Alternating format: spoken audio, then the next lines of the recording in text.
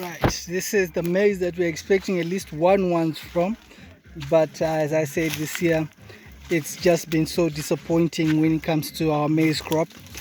But at least, if you say, I can say probably half a hectare is what we're probably going to get of maize.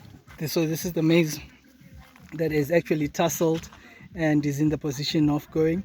The other maize, that side, is all dead, did not go anywhere, didn't grow due to the weather. And this year, as I said, it's just been a havoc of growth.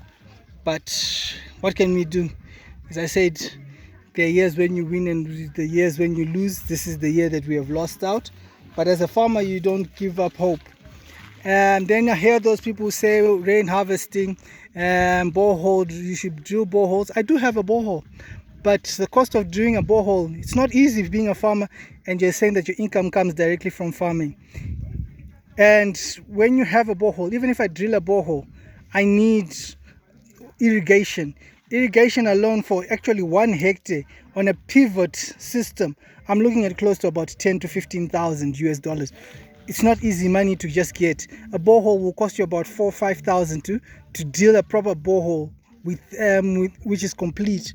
So people, when you talk or when you're asking things, or understand that people do not do these things not wanting, but it's because of the prices that people face, the challenges of money. Because at the end of the day, the farm is supposed to produce for you. At the same time, you want to make sure that the farm is surviving.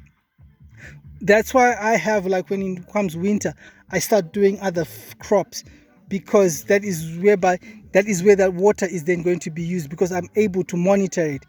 But trying to farm 1 hectare of just maize on pivot, you're not doing anything. You need to be farming loads of hectares of land on pivot farming. So things like pivot farming, irrigation, water harvesting, how much water can you really harvest? That's another question that people don't understand. Water harvesting, you can harvest, but how much are you harvesting? If I'm harvesting 10,000 liters, it's pointless, because 10,000 I will not be able to grow for even 1 hectare. And on top of that, just for 10,000, I am almost looking at $900 just for 1 tank. So there's some things which are practical and things which are not practical in farming. And that's why I say that I would rather say the truth about farming than people just to tell you, oh, water harvesting works or pivot farming works. Yes, pivot farming works because you have got the hectares and you have got the money.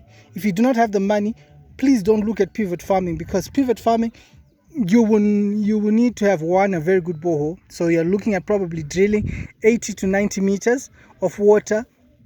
And if you're going to do it on a solar system, you need to make sure that that solar system is going to cost you probably another $3,000 to $4,000. Then the pivot itself, the pivot system itself, is not going to cost you nothing less than between 8 to 12 to 15,000. Those are the kind of prices. So by the time you do all that maths, you're almost close to about 20,000. And are you going to get back 20,000 from farming on a small scale? There is no way you're going to get back that money.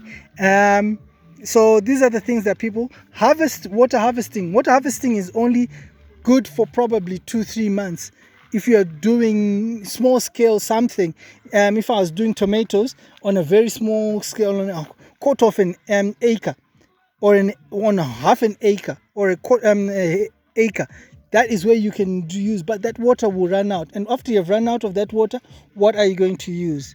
So these are the challenges a farmer faces, and these are the challenges that people should understand and expect, because I've seen a lot of people thinking that it's very simple just to go from one system to the next. No, this system also have cost implications, and if you do not have the money to do these things, you will never be able to do this farming. So to all those people who have commented, please, I hope it will help you understand why we do not do some of these things. It is not about that we don't want to do them, but it becomes down to the one major thing, the cost. Thank you very much, and keep on subscribing to the channel, liking the channel more, and I'll probably keep on giving you more updates of what happens in this farm. Thank you very much.